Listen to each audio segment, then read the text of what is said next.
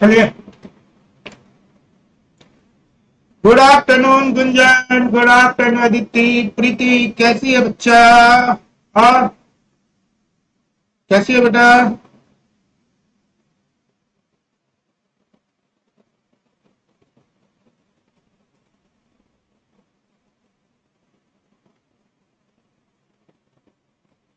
और कौन कौन कौन कौन कौन? चलिए, आ जाए।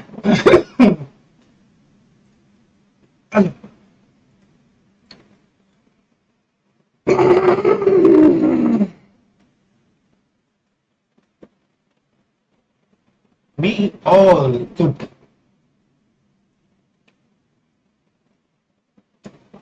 आइए, कल अगर आपको याद होगा लास्ट सेशन में हमसे गड़बड़ी हो, हम एक क्वेश्चन में जनरली हम लोग किसी क्वेश्चन में अटकते नहीं है, तो याद ही होगा। हम जनरली किसी क्वेश्चन में अटकते नहीं है, पर उसी में मटके भटके सब कुछ हुआ। मतलब कौन सा क्वेश्चन दादा, कहाँ हटक गए और भटक गए?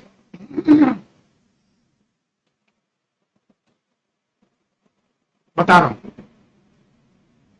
अच्छा, वैल्यूएशन रूल कहते बता ही दिया था।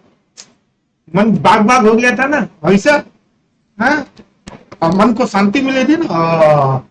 बच्ची गई, बच्ची गई, बच्ची गए। बचने के बाद भी तुम्हें सीख तो गए। चलिए अब आगे चलते हैं। एक पॉइंट का डिस्कशन अब कर लिया जाए।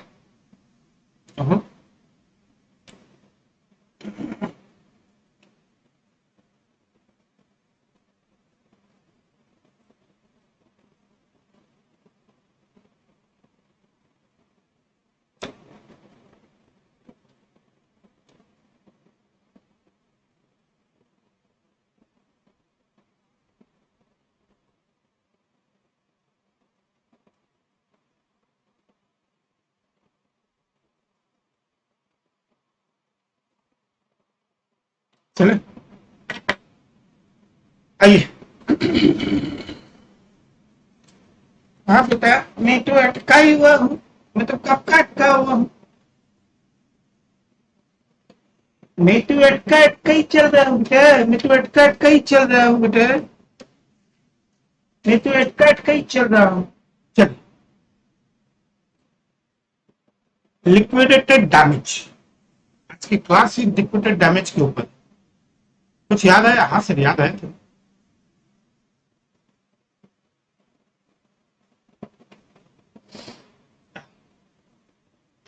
देखो,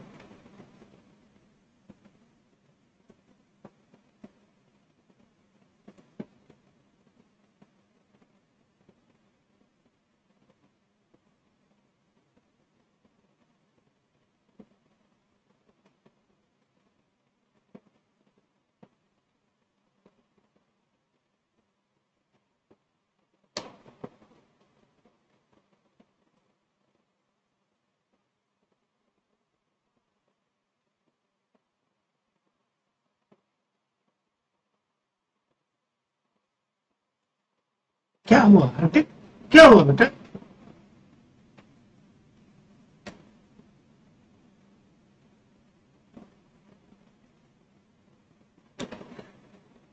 किसी भी एक पॉइंट के किसी कॉमा और फुल स्टॉप में भी अगर तकलीफ होती है ना, तो फिर तकलीफ हो जाती है। फिर तकलीफ होती है। आगे आगे।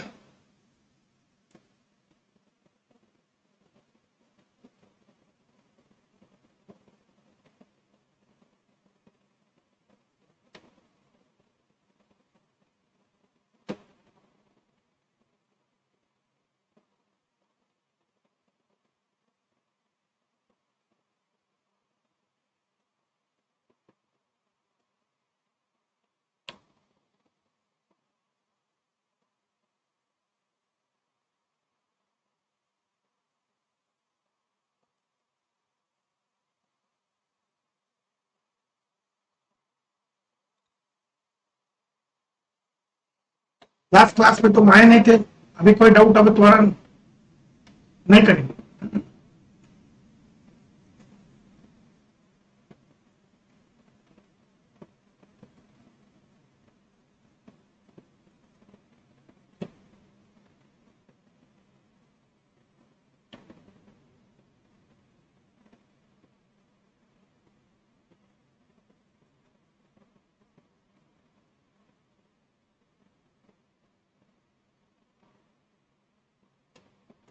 लिक्विडेटेड लिक्विडेटेड डैमेज का मतलब क्या होता है? लिक्विडेटेड डैमेज कुछ नहीं होता है, it's a measure of loss. आपको कोई नुकसान हो उसका ये मेजरमेंट करता है। आपका कोई नुकसान हो इसका ये मेजरमेंट कर देता है liquidated damage, measure of loss and damage. Liquid damage is what? It's a measure of loss और डैमेज। जो आपको नुकसान हुआ या डैमेज हुआ है उसके बारे में ये विचार करता है। टैट, मान लो मेरे और करण के बीच में एक एग्रीमेंट हो गया, तो हम दो पार्टी हो गए, मैं और करण दो पार्टी हो गए। हम लोगों ने आपस में डिसाइड कर लिया कि अगर मान लो कोई ब्रीच ऑफ कॉन्ट्रैक्ट अगर मेरे और बीच में हो जाए, करण और मेरे बीच में कोई ब्रीच ऑफ कॉन्ट्रैक्ट हो जाए, तो उसके कारण जो लॉस या डैमेज होगा वो तो तुमको देना पड़ेगा। ठीक है, यानी कि मेरे दो पार्टी के बीच में डिस्कशन पहले ही हो जाता है। तो measure of loss and damage, the parties, parties कौन कौन है यहाँ पे? नॉट पार्टी, पार्टीज, पार्टीज कौन कौन है? मैं एंड करण। पार्टीज अग्री, हम दोनों ने क्या क्या अग्री भी कर लिया। वुड अराइज, यानी कि वे लॉस या डैमेज अराइज हो सकता है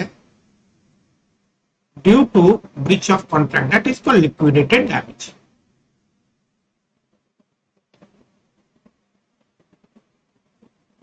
मैंने आपस में बात हो गई, मैं और हार्दिक पार्टी कि देखो भाई ऐसा होगा तो मतलब लॉस या डैमेज होगा। ब्रीच ऑफ कॉन्ट्रैक्ट करोगे तो देखो भाई इतना लॉस होगा, इतना डैमेज होगा, हम दोनों के बीच में। ठीक है, पर इसका इस बात से लोगों के मन में एक शंका आती है, हार्दिक अरे मजाक कर, रुकना करा दूं ये वाला टॉपिक, उसके बाद डिस्कशन कर लेंगे। ठीक, तब इसके बाद से मन में शंका आ जाती है। बोला कैसी शंका आती है सर? अरे आ जाती है ना शंका। शंका तो ऐसी हो जाती है कि ओ इसका मतलब विक्रम सर आपने और करण ने जब एग्रीमेंट किया, दोनों पार्टी अग्री भी हो गई कि ब्रीच ऑफ कॉन्ट्रैक्ट से लॉस होगा, तो कहीं ना कहीं ये एक तरीके का रेमेडी है। रेमेडी तो हुई ना, अगर बीमार पड़ गए तो कैल्फोल ले लेना, बुखार आ गई तो रेमेडी हो गई। तब डिपार्टमेंट, तो रेमेडी तो इज अ डिफरेंट वर्ड, तब डिपार्टमेंट को क्लेरिफाई करना पड़ता है कि भाई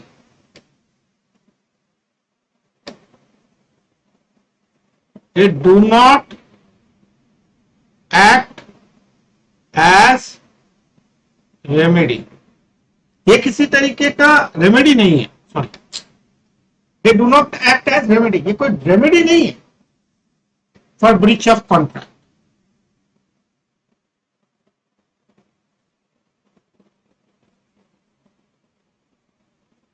ये टॉपिक भी मैं बहुत दिन बाद डिस्कस कर रहा हूँ, जनरली इसको रीड कर लेता हूँ, मुझे लगा नहीं इसके ऊपर क्वेश्चन बनने के चांसेस बहुत ज्यादा बन गए हैं, इससे they do not act as remedy for breach of contract.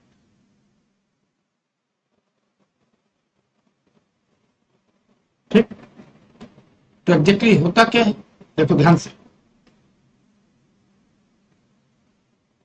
Liquidated damage, okay, क्या चीज के लिए दे रहा था? कंपनसेशन है ना, ये एक तरीके का कंपनसेट फॉर, चोट लग गई, हाँ इंजरी, हाथ पांव में चोट लगने से नहीं, इंजरी। ठीक है, इंजरी, लॉस और डैमेज। ये इंजरी क्यों हुई? आपके बीच में जो मेरे बीच में आपके बीच में बात हुई थी, आपने उस बात को रखा नहीं। No agreement. ध्यान से देखियो क्या क्या कर रहा हूं, बहुत बड़ी बात कर रहा हूं। आपने liquidated damage, compensate for injury और loss, no agreement. Okay sir, no agreement. ठीक। ये जो कंपनसेशन है, कंपनसेशन इज ओनली, ये कंपनसेशन क्या है? ओनली फ्लो ऑफ मनी, कुछ नहीं है, एक तरीके का फ्लो ऑफ मनी है। ये भी समझने में तुमको टाइम लगेगा, पर वेट। ओके सर, ठीक। Not constitute, not constitute consideration, not constitute consideration, ये बड़ा पॉइंट है। Not constitute consideration GST. ध्यान से देखो मैंने क्या लिखा, ढंग से देखना है बच्चे। मैंने लिखा कि लिक्विडेटेड डैमेज पे हो रहा है, क्यों हो रहा है? कंपनसेट फॉर इंजरी, एक तरीके की इंजरी को कंपनसेट करने के लिए हो रहा है, पर कोई एग्रीमेंट नहीं है। कंपनसेशन खाली क्या है? एग्रीमेंट नहीं है। Compensation is only flow of money, कोई एग्रीमेंट नहीं है, पर कंपनसेशन उस इंजरी के लिए मैं तुमको कंपनसेट कर रहा हूं। It is can't consider as consideration, ये कंसिडरेशन की कैटेगरी में फॉलो नहीं करते, इसलिए no GST. Bye bye Srishti, bye bye सृष्टि।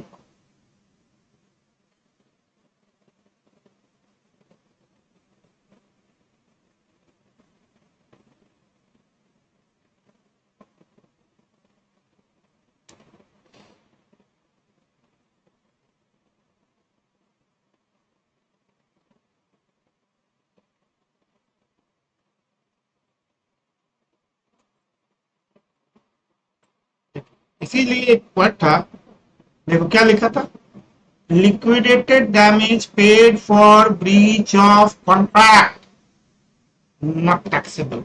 क्योंकि ये जो फ्लो ऑफ मनी है वो कंसिडरेशन नहीं है।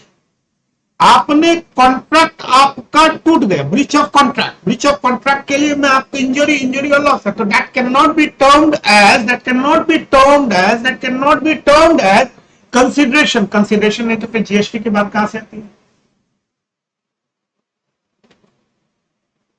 अब आपके मन में आ रहा होगा, एक एग्जांपल, मैं तुम्हें एक एग्जांपल देता हूं, तुम लोग इस एग्जांपल को खाली तुम ही लोग समझोगे, गारंटी दे, बाकी सबके बस की बात नहीं है। फॉरफीचर ऑफ एडवांस मनी, मेरा हर बच्चा समझ जाएगा इस प्रोविजन को। Forfeiture of advance money by A seller, by a seller in case of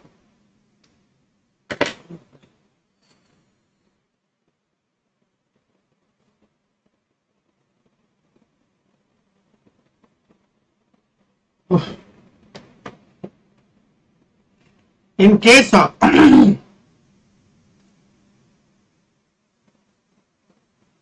breach of contract, breach of contract, forfeiture advance money by seller in breach of contract in relation to sale of immovable property.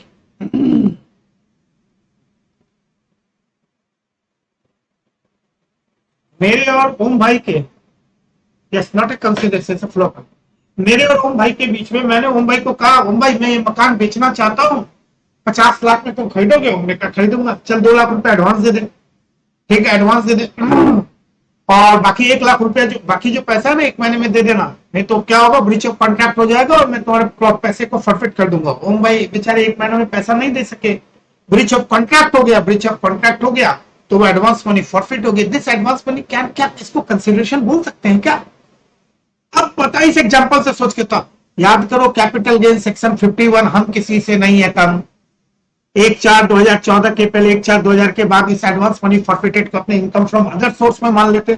पर ये जो advance money forfeit हुआ है, forfeited advance money, it's not a consideration, it's just a flow of money. ये तरीके flow of money consideration नहीं है। मैंने बेचा क्या जो कंसिडरेशन की बात कर रहे हो? It's a compensation, only A flow of money. सही है, एग्जाम्पल खाली मैंने कहा तुम लोग समझ सकोगे, बाकी सबके हर से सबके बस की बात नहीं। सेक्शन 51 हर कोई याद नहीं रखता है। डीएलएफ ने कॉन्ट्रैक्ट बनाया कि फ्लैट 2025 में क्या होगा, 2025 में सारे फ्लैट मैं आप लोगों को बना के दे दूंगा। कॉन्ट्रैक्ट बनाते हो तो उसे एक लाइन लिख दीजिएगा, मैं 2025 में मैं फ्लैट आपको डिलीवरी नहीं कर सका तो मैं इसके लिए आपको क्या करूंगा, पेनल्टी दूंगा। तो भाई जो पेनल्टी ब्रीच ऑफ कॉन्ट्रैक्ट के लिए डीएलएफ आपको देगा वो फ्लो ऑफ मनी तो हुआ, कंसिडरेशन तो हुआ कि फ्लैट के लिए मैं तुमको पैसा दे रहा हूं। कंसिडरेशन तो फ्लो ऑफ मनी है, कॉन्ट्रैक्ट टूट गया, मुझे देना पड़ रहा है।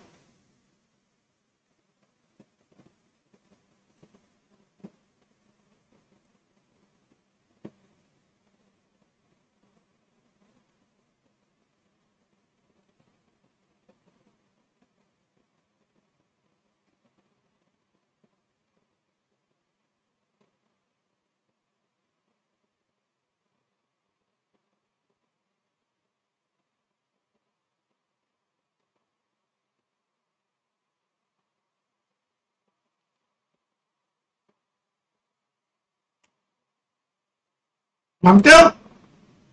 ये भी तो एक तरीके का फ्लो ऑफ मनी है ना। और डिलेड कंस्ट्रक्शन क्या ये कंसिडरेशन में आएगा कि मैंने फ्लैट नहीं बना के दिया इसलिए मैं तुमको ना पैसे दे रहा हूं, ये क्या कंसिडरेशन है? नहीं, ये तो ब्रीच ऑफ कॉन्ट्रैक्ट के लिए flow of money, it can not be termed as consideration. जो चीज कंसिडरेशन नहीं उसके ऊपर हम किसी तरीके क्या कर लेते। घूम फिर के जो बात मैं कहने जा रहा हूं, इस बात को बहुत अंदाज से ले लो कि भैया liquidated damage for breach of contract just a flow of money, एक तरीके का जस्ट ये फ्लो ऑफ मनी है।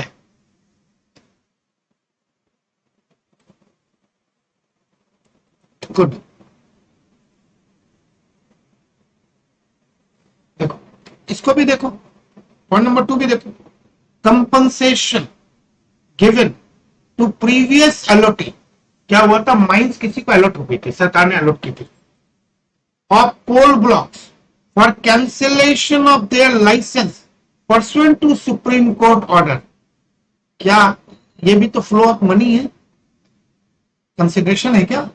आपको कोल ब्लॉक अलॉट हुआ था, सुप्रीम कोर्ट में वर्डिक्ट थी, गवर्नमेंट ने उस लाइसेंस को कैंसिल कर दिया, तो उसके लिए उन्होंने क्या क्या कंपनसेशन दिया। It's just a flow of money. Contract में ब्रीच हुआ, ब्रीच ऑफ कॉन्ट्रैक्ट ही तो है। मैं अपने कॉन्ट्रैक्ट लाइन माइंस अब आपको नहीं दूंगा, क्यों? सुप्रीम कोर्ट ने कहा, सुप्रीम कोर्ट ने डायरेक्ट क्या कैंसिल करो, तो इसमें किसी की गलती नहीं है। It can not B flow of money. इसके ऊपर जीएसटी लगाएगा तो बवाल हो जाएगा भाई। It's just a flow of money. अब मजा आ रहा है? अब तो सर लग रहा है ये पूरे चैप्टर ही है, इतना ज्ञान। हाँ बेटा, अपने ज्ञान ही देते हैं। हार्दिक, सब समझ आ रहा है बेटा? तो एकदम न्यू बच्चा है मेरा।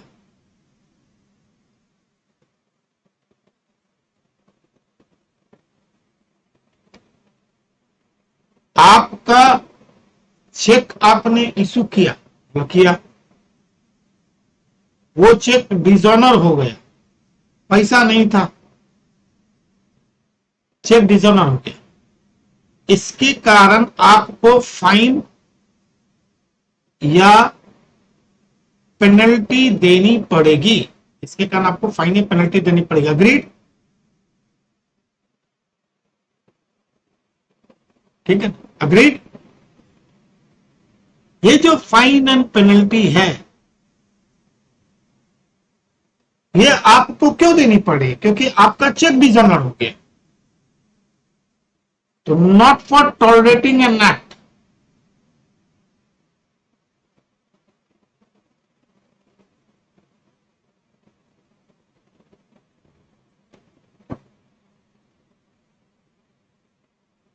ढंग से समझो बात। फ्लो ऑफ मनी, आपका चेक डिसऑनर हो गया, रूल बुक कहता है कि अगर आपका चेक डिसऑनर हो जाता है तो आपको फाइन और पेनल्टी देनी पड़ेगी। This is not for tolerating an act. ये कोई एक्ट को टॉलरेट करने के लिए नहीं कि मैं तुम्हारे एक्ट को टॉलरेट कर रहा है। भैया तू तो पैसा लेगा मेरे से, चेक डिसऑनर हो गया तो क्या हुआ, बाद में तो तू मेरे से पैसा लेगा। ऐसा थोड़ी कि तू छोड़ देगा, चल पैन पैन पैन भाग जा। नीचे कॉन्ट्रैक्ट में तो क्या होता है, बेसिकली यही होता है। देखो, cheque dishonour, fine penalty charge by a power distributor company from the customer, not tax. यानी कि आपने चेक दिया पावर जनरेटिंग यूनिट को, आपका चेक डिसऑनर हो गया, उन्होंने कहा कि चेक डिसऑनर हो गया इसलिए आपको वो तो फाइन और पेनल्टी लगाता ही है, नॉट टैक्स। ठीक, मजा आ रहे, मजा आ रहे। जितने लोग आते वही लोग मजाक कर लो, जो नहीं आते उनकी तो बातें छोड़ दो। सी है ना।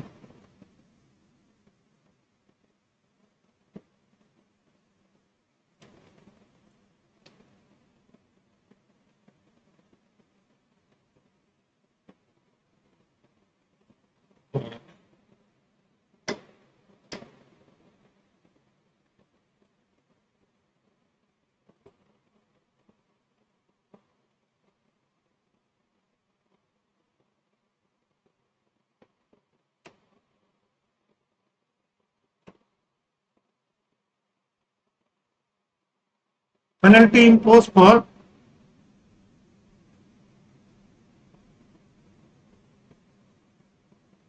बहुत ही खतरनाक चीज है, violation of law.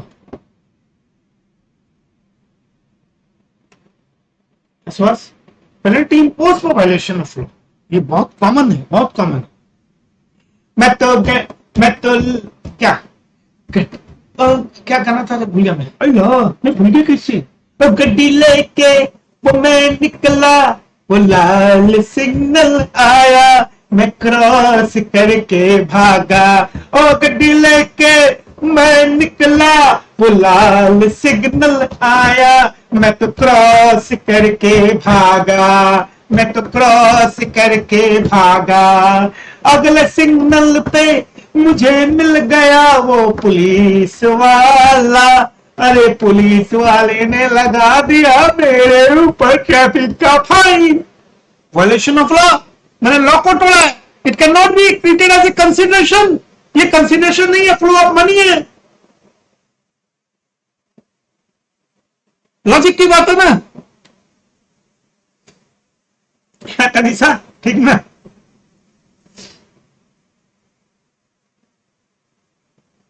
Penalty for traffic violation, ये क्या है, ये क्या कंसिडरेशन है क्या?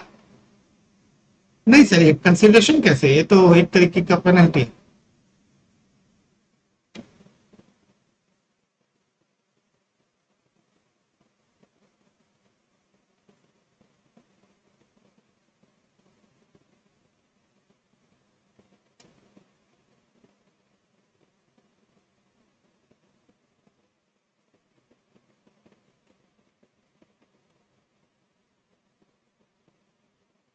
अग्रीड,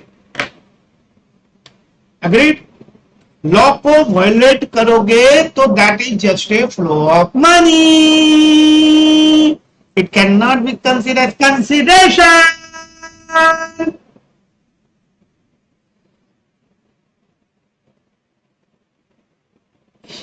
इसका मतलब क्या हो गया, इसका सीधा सीधा मतलब है, इसका सीधा सीधा मतलब है क्या, penalty charge, penalty charge, charge word से ज्यादा chargeable, penalty chargeable by government, local authority, government, local authority,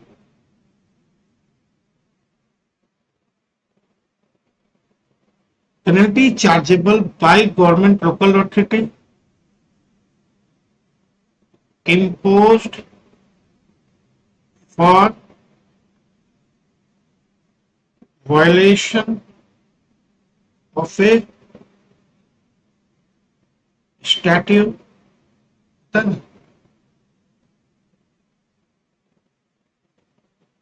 bylaws,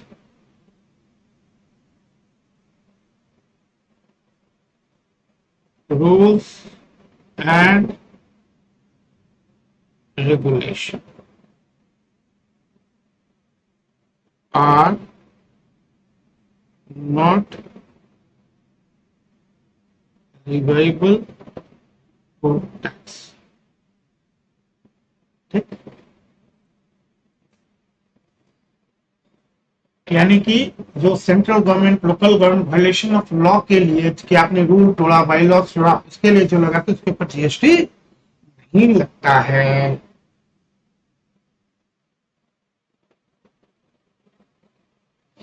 देखते हैं point number 4, penalty paid by A mining company to state government for unaccounted stock of river bed material, that is called violation of law. Law के हिसाब से आपको river bed unaccounted stock, आपको मिट्टी उतनी निकालनी है, बालू उतनी निकालनी है जितना है, तो अनअकाउंटेड वायलेशन ऑफ लॉ किया। कैसा लग रहा है? अब एक वर्ड का मतलब समझ, आप तो याद भी हो गया होगा। Breach of contract, just a flow of money, check division of penalty, just a flow of money, it cannot be considered, ठीक है ना? तो ये भी बहुत अच्छा था, वायलेशन ऑफ लॉ। चलिए डी, बोलो बोलो बोलो बोलो।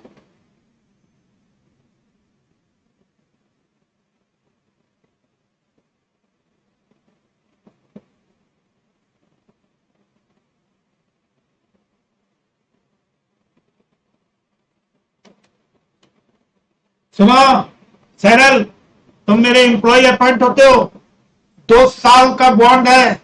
2 साल के पहले अगर तुम मेरी कंपनी को छोड़ के गए तो बॉन्ड के हिसाब से तुम्हारी पहली सैलरी को फॉरफिट कर दूंगा, और जो मैंने सैलरी दी है, बॉन्ड अमाउंट जो है वो तुमको पेमेंट करना पड़ेगा। समझ आया? ठीक है, जब तो दे दो, जब तो दे दो, चलो ठीक है।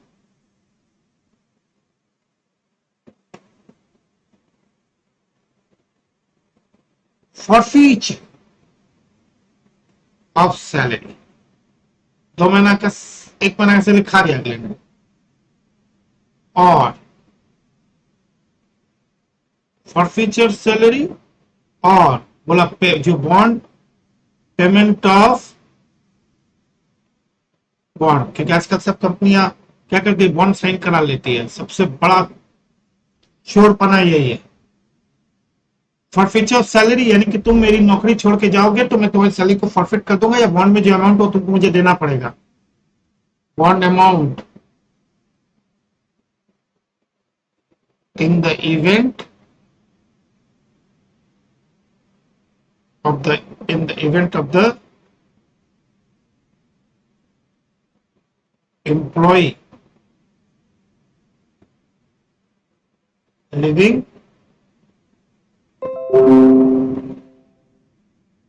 ठीक है, living employment, in the event of the employee living employment, important बात क्या है, बिफोर, जितना आपके मेरे बीच में हुआ था उसके पहले तुम छोड़ के भाग रहे, तो बॉन्ड में जो अमाउंट वो मुझे दो, मिनिमम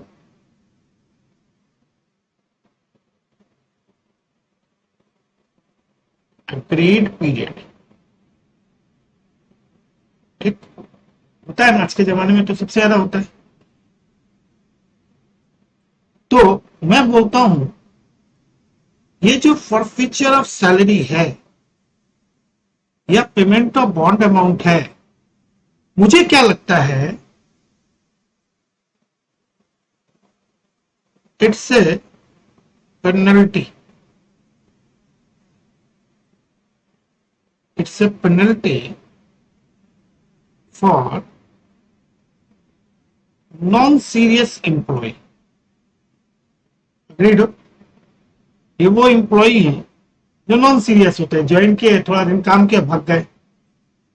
ठीक, अच्छा, उसके बाद एम्प्लॉय जो होता है, जो बंदा होता है,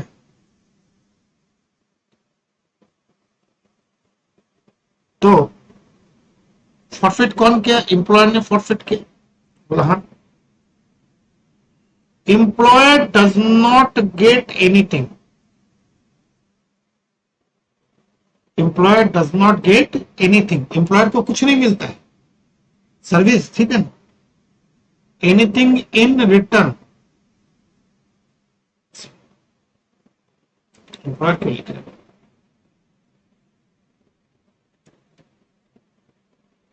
employ does not get anything in return from employer, from employer against payment of such bond amount। यानी कि तुम एम्प्लॉय हो, मैं एम्प्लॉयर हूं, बीच में कॉन्ट्रैक्ट हुआ, आप बीच में मतलब आपने पहले ही नौकरी छोड़ दी, मैंने कहा भैया बॉन्ड का पैसा दे, तो एम्प्लॉय क्या करता है, उस कॉन्ट्रैक्ट के हिसाब से बॉन्ड का पैसा देता है, तो क्या उसके बदले एम्प्लॉय को कुछ मिलता है? बोला नहीं सर, एम्प्लॉय को कुछ नहीं मिलता, जैसे flow of money.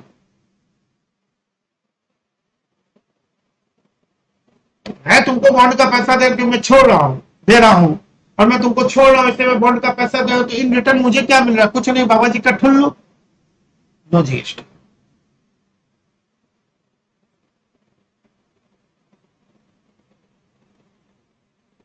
Bond amount recovered from an employee leaving the employment before the agreed, बाबा जी का ठुल्लू, इन रिटर्न कुछ नहीं मिला।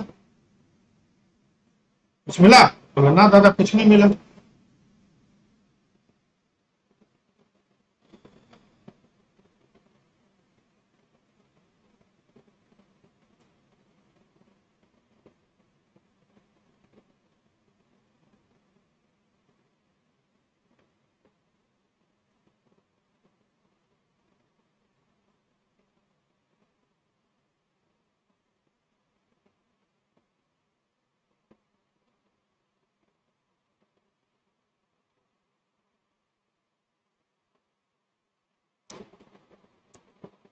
मेरा दीपशिका के संग एग्रीमेंट हुआ, दीपशिका के संग एग्रीमेंट करते हुए मैंने क्या कहा, दीपशिका को बोला कोई बात नहीं बेटा, मैं तुम्हें लेट पेमेंट की फैसिलिटी दे सकता हूं कि तुम 10 दिन, 15 दिन, 20 दिन, एक महीना लेट कर, पर उस लेट पेमेंट की फैसिलिटी में एक छुपा हुआ चीज रहेगा कि मैं तुमसे उसके लिए फीस या चार्ज करूंगा।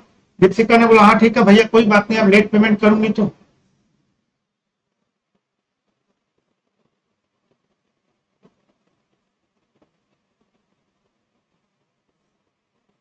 ओ, मुझे तो पता ही नहीं होगा तुमको तबीयत खराब है। क्लास कैब कॉल करता हूँ, ध्यान रखो, ठीक है ना? होता है ना, सामने वाले कई लोग फैसिलिटी देते हैं कि ठीक है कोई बात नहीं, तुम लेट पेमेंट करो, तुम लेट पेमेंट कर लो, कोई दिक्कत की बात नहीं है, लेट पेमेंट करो, कोई दिक्कत की बात नहीं है, पर उसके साथ एसोसिएटेड क्या होगा? इंटरेस्ट या फीस, ठीक है, ये बहुत कॉमन है।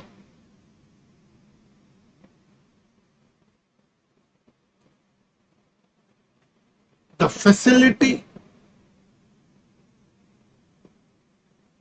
Of accepting, the facility of accepting late payment, कोई बात नहीं दीपिका, मैं लेट पेमेंट को एक्सेप्ट कर लूंगा, लेट पेमेंट को एक्सेप्ट कर लूंगा, पर मैं साथ में जब एक्सेप्ट करूंगा तो विथ इंटरेस्ट करूंगा।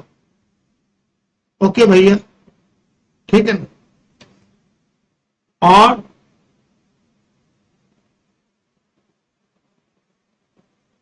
Late payment fees late payment fees, fine और penalty.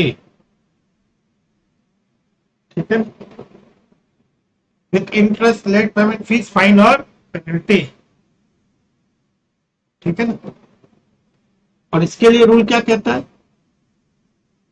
Granted by supplier. Supplier ये देता ही देता है, मैक्सिमम सप्लायर देते हैं, हर कोई देता है।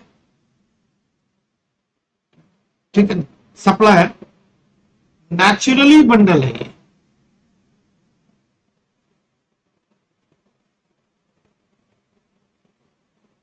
हर सप्लायर के साथ नेचुरल लेट पेमेंट करोगे तो मैं तुमको पैसे तुम दे देना। Naturally bundle with main supply. बोलो इस लाइन तक तुम मेरे साथ अग्री हो कि मैंने दीपशिका को कहा कि कोई बात नहीं, मैं फैसिलिटी दे रहा हूं, तुम लेट पेमेंट करोगे तो अलोंग विथ इंटरेस्ट देना, तो नेचुरली बंडल है विथ इंटरेस्ट के साथ। और अगर मैं बोलूं नेचुरली बंडल है मेन सप्लाई के साथ, ये पार्ट ऑफ द सप्लाई हुई कि नहीं हुई? हाँ ना में जवाब दो। अगर ये नेचुरली बंडल है लेट पेमेंट से, ये तो नेचुरली बंडल, इसके ऊपर तुमने क्वेश्चन में, अगर ये नेचुरली बंडल है, ये part of the main supply हुई, हाँ या ना? ये part of the main supply हुई, हाँ या ना? Part of the main supply हुई, हाँ या ना?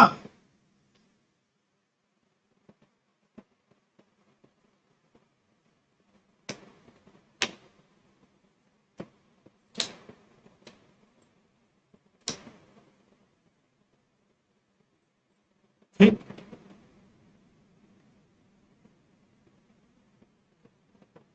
GST at same rate as pimples. इसका सबसे अच्छा मैं तुमको कुछ एग्जांपल देता हूँ।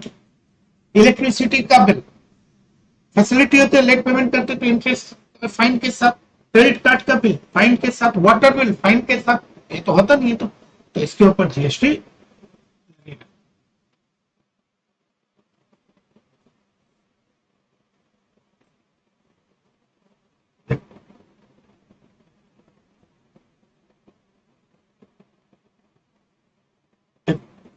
Late payment charges collected by service provider, जैसे मोबाइल, टेलीकॉम,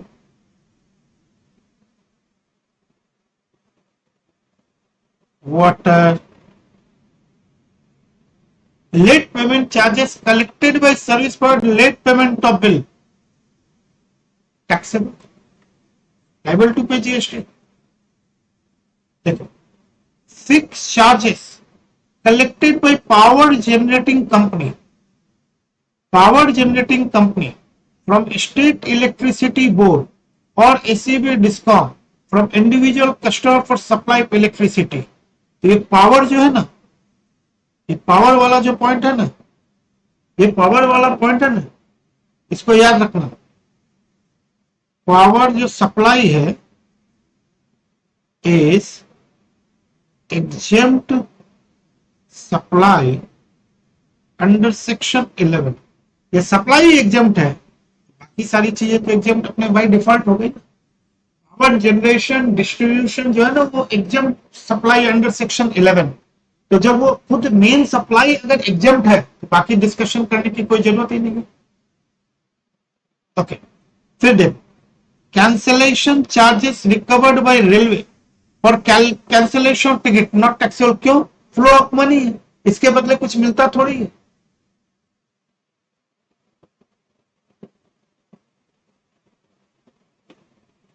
फिर भी मैं तुमको सारी चीज लिखा देता हूं,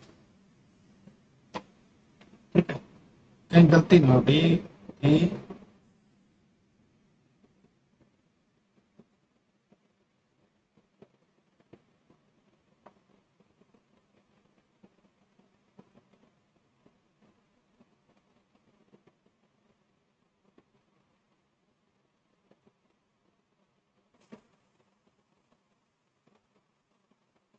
फिक्स चार्जेस फॉर पावर,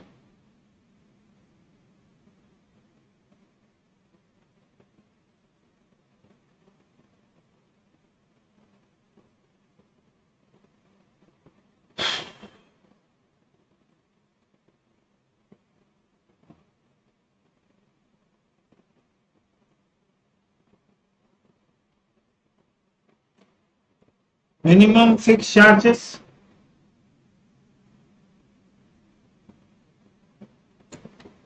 आता ना आपका मिनिमम एक रहता ही है, मिनिमम 150-200 रुपया पावर सप्लाई वाला मिनिमम तो लगता ही है ना, कि आपको इतनी कैपेसिटी आप यूज करो नहीं, कितनी कैपेसिटी कुछ तो भी लाएगा ही। अब केजरीवाल के जमाने में अलग बात है, उसके बारे में आप नहीं करें, पर उसको छोड़ देना।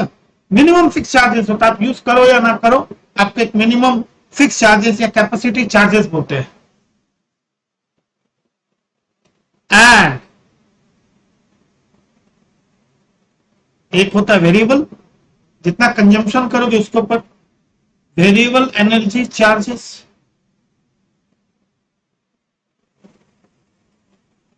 Variable energy charges are charged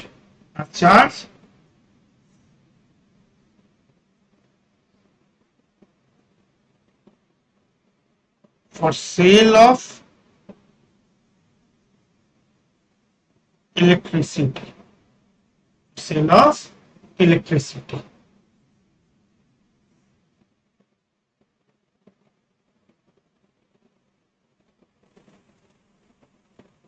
no GST, क्यों नो जीएसटी?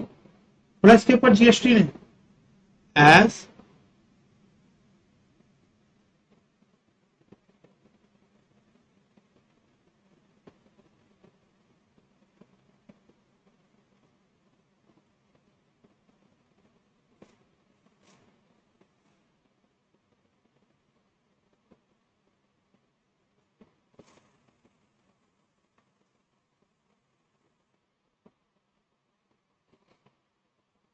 बस खत्म है वो, और क्या। अब बचा क्या है? सांप निकल गया, पूछ बाकी है, कभी भी पूछ बाकी है दबा दी जाएगी।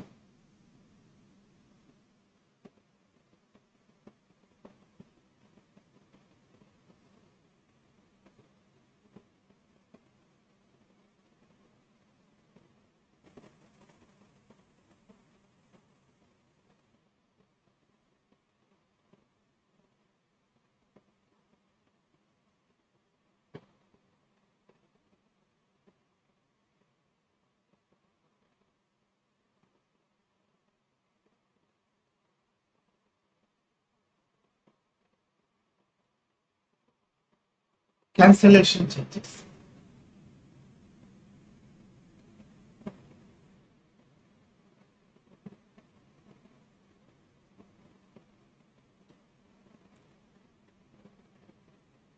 Hotel, tour operator,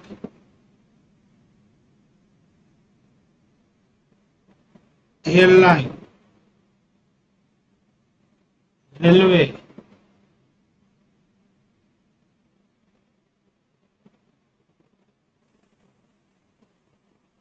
common practice,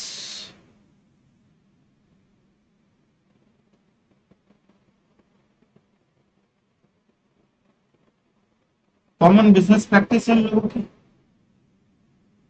ठीक है ना, कॉमन प्रैक्टिस है।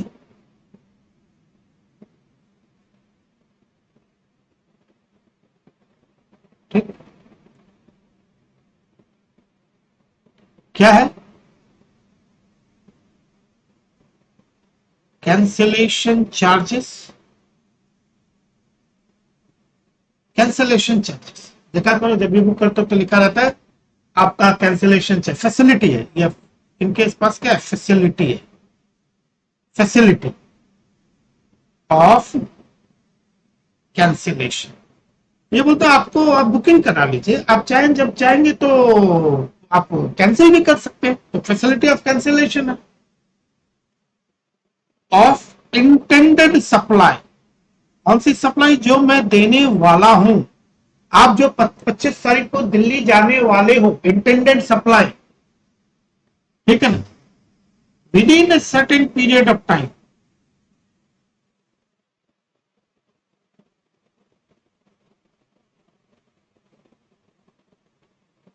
within a certain period of time upon cancellation, upon cancellation क्या बोलेंगे इसको? फीस। अब मुझे बताओ क्या जीएसटी लगना चाहिए? रीजन के साथ देना,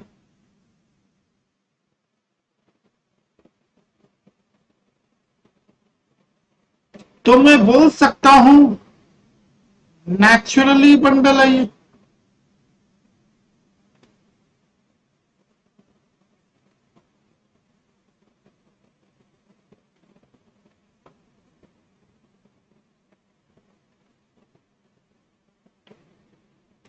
हाँ या ना?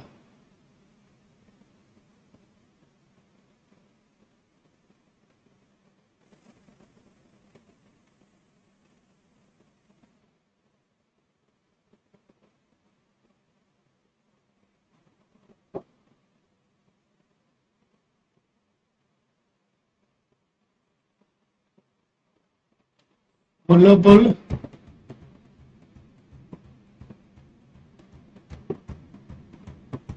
नेचुरल बंडल, और अगर नेचुरल बंडल है तो GST at same rate as principals।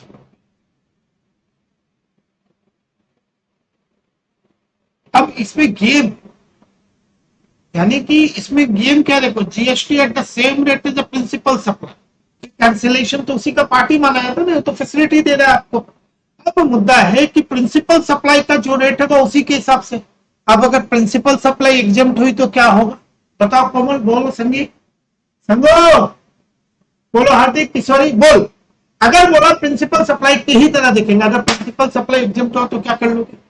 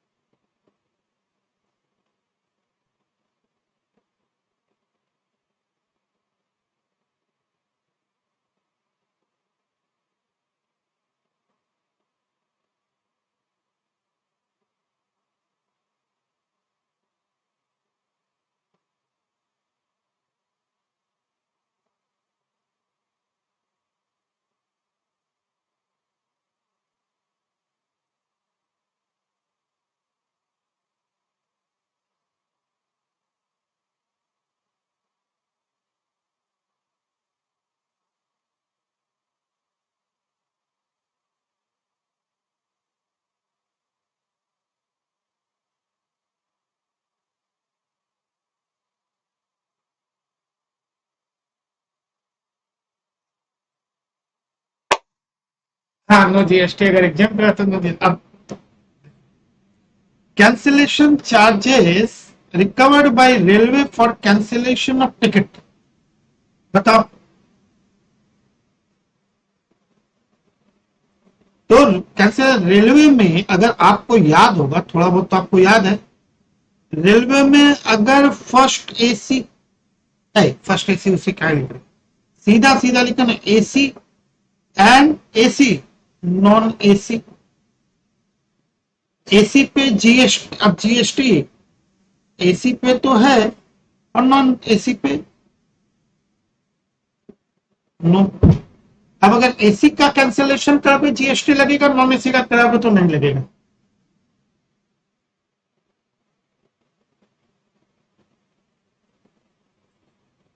जाया, यहाँ पे जो नॉन टैक्सेबल है तो इसका रेफरेंस यहां से हम लोग लेंगे। अब मुझे बताओ दोस्तों, तो आपकी लिक्विडेटेड डैमेज की क्लास कैसी लगी?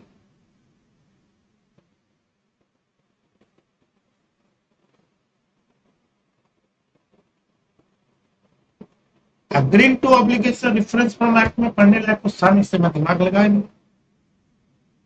Tolerate, reference from an act, tolerate an act and agree to obligation.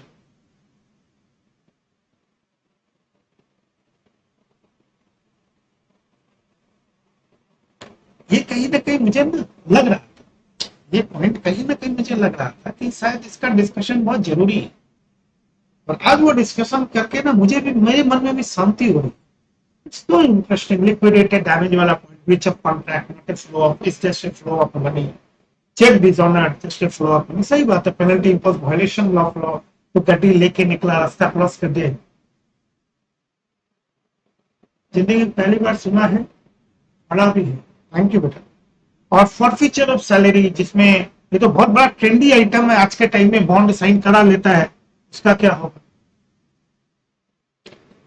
नहीं संगीता, मैंने पहली बार पढ़ा, तुम तो मेरी स्टूडेंट, मैंने पढ़ा है तो तुम वैसे ही पढ़ोगे ना। Last time just liquidate damage पढ़ा, इस बार मुझे लगा, पता नहीं, लग रहा है क्वेश्चन पैटर्न चेंज हो रहे हैं, इसके ऊपर भी क्वेश्चन आ गए, क्वेश्चन पैटर्न चेंज हो रहा है, पैटर्न चेंज हो रहा है। इससे आज कोई भी चीज मिस नहीं करनी, सब चीजों को डिटेल्स में पढ़ना,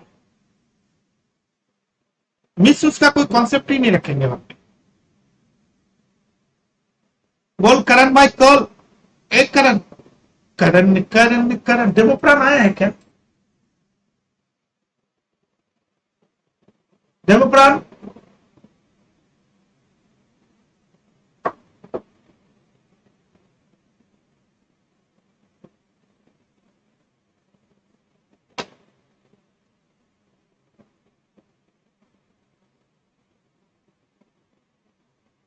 हाँ लिखा था, फिर मैंने उसको हटा दिया,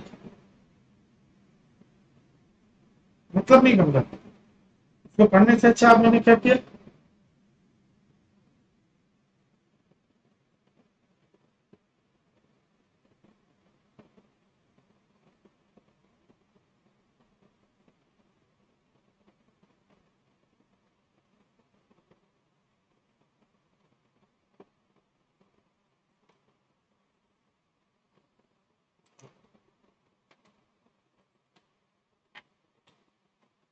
एक बात का डिस्कशन करना बहुत जरूरी है, वो पहले हम कर लेते 5 मिनट।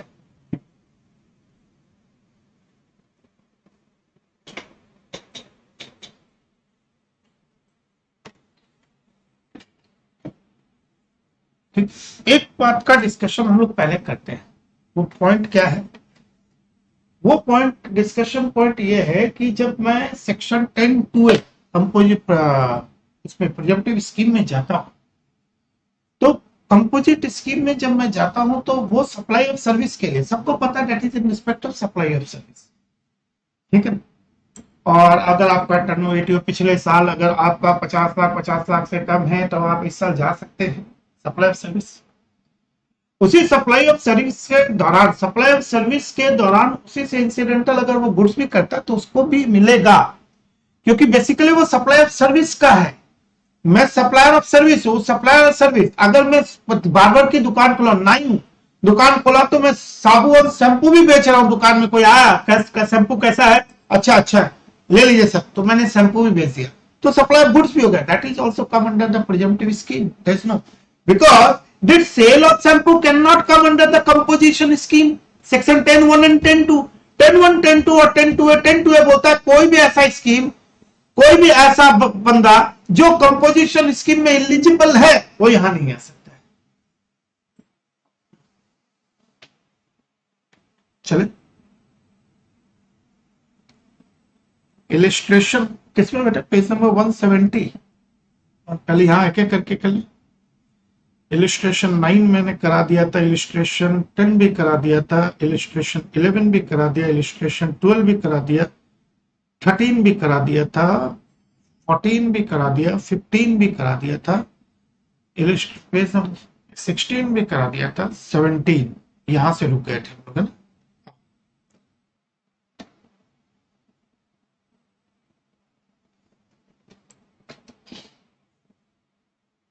आ गया ना? बहुत तुम मेरे को तंग कर रहे हो Karan. Mister Ajay as a registered repair centre, देखो रिपेयर सेंटर यानी कि बंदा सर्विस सेक्टर में है। अब उस रिपेयरिंग के दौरान अगर वो टायर और ट्यूब भी बेच दिया तो फॉल अंडर दिस। तो रिपेयरिंग सेंटर है ना, सर्विस देने वाला है, साथ में वो टायर भी बेच रहा है। Where electronic goods are repaired and serviced. His repair center is located in state of Rajasthan and not engaged in making any interstate supply of service. His aggregate turnover in the preceding financial year is 45 lakh. तो 10(2)(a) के लिए eligible है। 10(2)(a) yes वो जा सकता है, अभी तक तो यही लग रहा है, ठीक है। With reference to provision of CGST Act, examine whether Mr. Ajay can opt for the composition scheme under 10(1) in the current financial year. Is he eligible to avail benefit of composition 10(2) to 10(1) 10(1) 10(2)(a) दो point पूछा है वो 10(1) and 10(2)(a). 10(1) में लिखना है अपने को no और 10(2)(a) में अपने को लिखना है यस, वो जा सकता है। एग्रीड हो? Everybody agreed?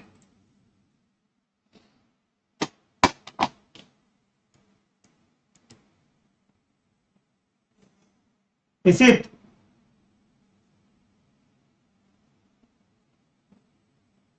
हाँ, इसी का तुम लोग हो, मुझे तो पता ही नहीं था। मैंने उस समय कितनी बार बोला हेलो हेलो हेलो, तुम लोगों ने दिया ही नहीं। ओ इसी को याद है सेक्शन 51? माफ कर देना, थोड़ा दिन माफ कर देना। ओ मेरा बच्चा लोग आया हुआ इधर में। ओ इसे दिव्या, कल बहुत सारे क्वेश्चन में था ये हो। हाँ हाँ हाँ हाँ हाँ, अगर प्रिंसिपल सब एग्जाम टू जीएसटी एकदम एकदम एकदम एकदम दिव्या, इसे दादा आपकी इनकम टैक्स की रिकॉर्डिंग से पढ़ते हैं तो जो उसमें आप एस्ट्रोलॉजी और न्यूमरोलॉजी की बातें करते हैं, एक सेशन उस पर दे दो।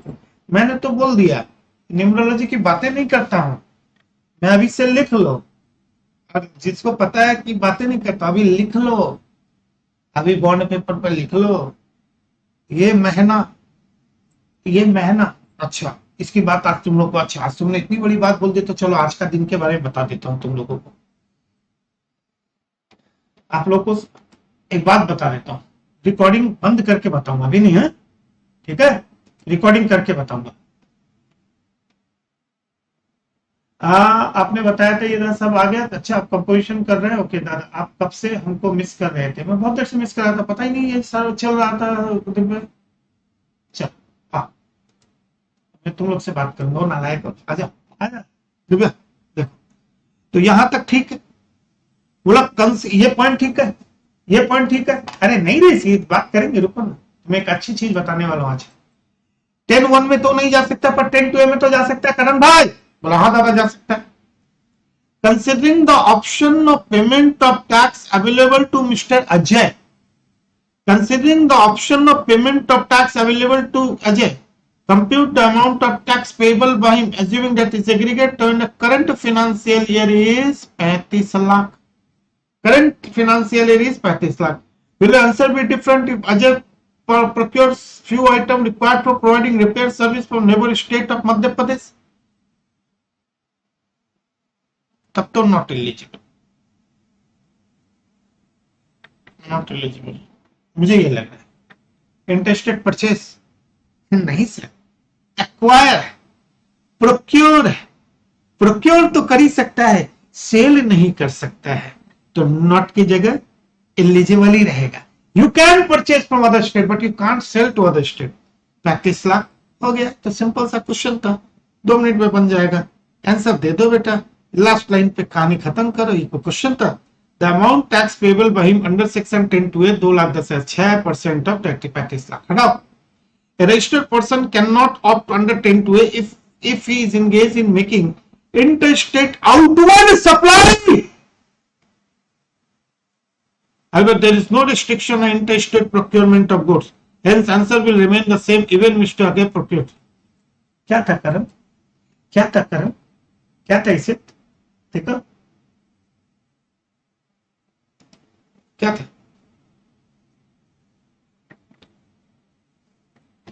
कौन सा लाइन तुमको समझ में नहीं आ रहा तेरे करण नालायक? बोल नहीं नहीं, पहले आप तुम बात कर, बहुत परेशान किया मेरे को। Composite composite composite composite composite composite composite. चल अब तू बता मेरे को कौन सा लाइन। ठग मास्टर है, मेरे को परेशान करने के लिए तू ये सब कर रहा था, मुझे पता है। तू मुझे परेशान परेशान परेशान परेशान, तू मुझे परेशान परेशान परेशान।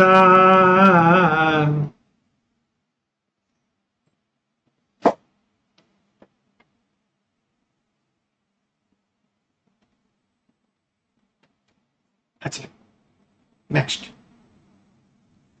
इलस्ट्रेशन। लाइब्रेरी वाले बच्चे भी सोचते होंगे करण ये कौन है भाई, ये नया नया खिलाड़ी कौन है, इतना चिल्ला चिल्ला के पढ़ा रहा है।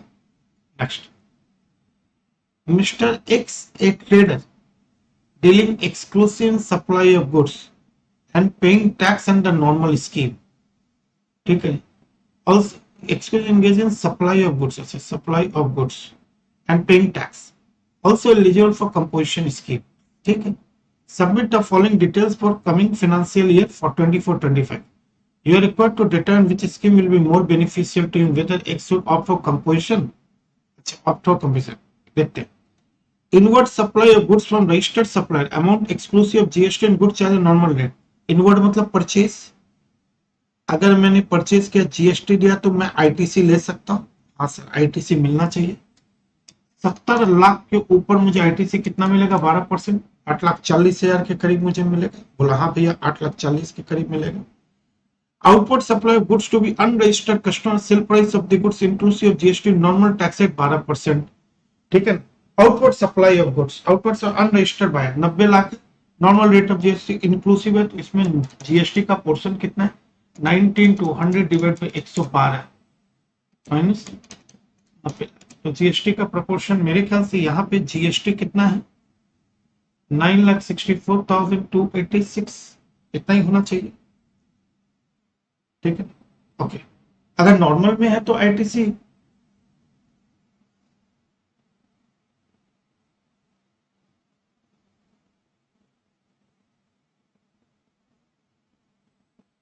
Specially sometimes they ask please low your volume बोलते हैं, वॉइस ईयरफोन के भी बाहर आ जाती है, गलती हो गई, ध्यान रखूंगा, वैसे ही बदनाम हो जाऊंगा बेकार, ठीक। Other information is given below, inherent nature expenses 450 per year under both the scheme, अच्छा inherent nature expenses, inherent nature छुपे हुए कुछ खर्चे हमेशा वहां लगी रहे, वो तो दोनों स्कीम में लगेंगे, चाहे आप नॉर्मल करो या कंपोजिशन करो। Books account maintain cost under normal scheme 2 lakh और वह 75, 1,25,000 का सेविंग होगा कंपोजिशन में। Return filing expense normal scheme is 48,000, तो उसमें यानी कि 36,000 का यहाँ सेविंग हो रही। बाबा ये तो लेटेस्ट क्वेश्चन है भाई, ये तो एकदम झक्का, में 23 का क्वेश्चन है बेटा, में 23 का क्वेश्चन अभी अभी आया फाइनल में। तो 2 स्कीम है, नॉर्मल और उसमें, तो लॉजिक की बात है, अगर मैं नॉर्मल स्कीम कंपोज नॉर्मल जाता हूं, नॉर्मल अगर चाहता हूं तो इनहेरेंट कॉस्ट इधर भी है 4-5 इनहेरेंट मैंने, तो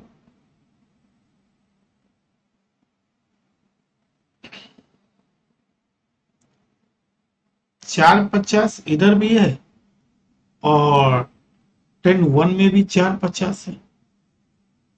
बुक्स ऑफ अकाउंट्स यहाँ पे 2 लाख है नॉर्मल में, यहाँ पे 75,000 है, यहाँ पे फाइलिंग एक्सपेंसेस 48 है, यहाँ पे 12 है। आप अगर चाहो तो इनहेरेंट को इग्नोर भी कर सकते हो क्योंकि इनहेरेंट दोनों में सेम है। अब देखो ध्यान से देखो, नॉर्मल ध्यान से देखो, cost of goods sold no credit under composition scheme, अगर मैं नॉर्मल जीएसटी में जाऊं कंपोजिशन में जाऊं, ठीक है ना, बोलता कॉस्ट ऑफ गुड्स सोल्ड, जो मैंने cost of goods sold, outward supply cost of goods sold, ठीक है ना, inward supply of goods from registered 70 lakh रुपए है, और इसमें क्या लिखा है, अमाउंट एक्सक्लूसिव ऑफ जीएसटी है, एक्सक्लूसिव ऑफ जीएसटी, ठीक है भैया 70 लाख, ठीक 70 लाख। और अगर मैं कंपोजिशन में जाऊं, कंपोजिशन में तो नो आईटीसी है, और अगर आईटीसी नहीं मिलेगा तो कॉस्ट प्राइस बढ़ जाएगी, तो 70 लाख के ऊपर कितना परसेंट, 12%, 8,40,000, आगे 78 लाख, इस पे तो आईटीसी नहीं मिलेगा।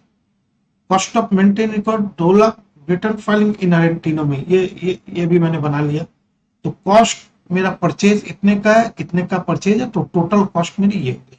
सेल्स कितना है, 90 लाख का, यहाँ पे भी 90 लाख का, यानी कि सेल्स अगर 90 लाख का है तो लेस टैक्स कितना, 90 लाख से इंटू 12/20 कितना निकला था, हमने निकाला था ना, अभी हमने भी तो निकाला था। जीएसटी 9,64,000 है 286, ये देखो 9,64,000 है 286, 90 लाख, इसके ऊपर तो सेल्स है और इसके ऊपर टैक्स तो बेटा तुमको ही पता है क्या है 1% का टैक्स लगता है, छोड़ दो। प्लेस टैक्स वहां पे कंपोजिट में 90 इंटू 1% हो गया, तो सेल्स हो गया net of tax. Sales net of tax कितना हो गया, this and this, profit balance आ गया। तो चलो अच्छी चीज, कॉस्ट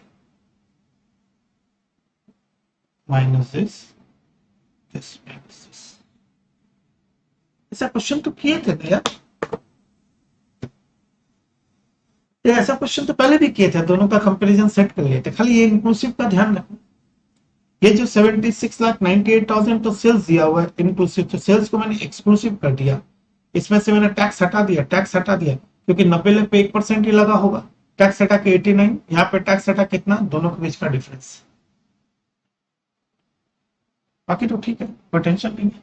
चलिए खत्म हो गया हाई क्लास, एकदम सिंपल। मैंने इसे कहा था कि मैं तुमको एकदम अलग से क्लास दूंगा, दे दिया मैंने। लिक्विडेटेड डैमेज आज के बाद क्लियर है, ट्रांजेक्शन वैल्यू क्लियर है, सब क्लियर है, ऑल क्लियर ना, दिल से बोलो। अब एक बात, कैसा लग रहा है जीएसटी इस पर?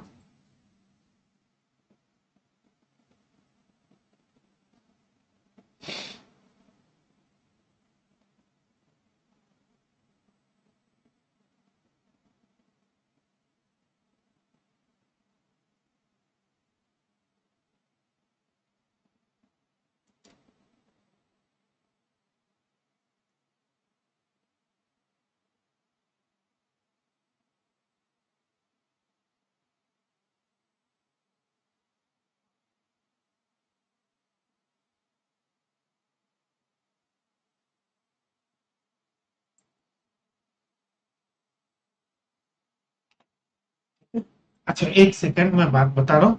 रात को रामबान है, मिस मत करना, ठीक है? रात को रामबान है, मिस मत करना, क्योंकि वो मिस मत करना जिस जो भी मिस कर रहा है वो अपने रिस्क पे मिस कर रहा है, क्योंकि अलग लेवल ऑफ रामबान भी अलग लेवल ही है उसका।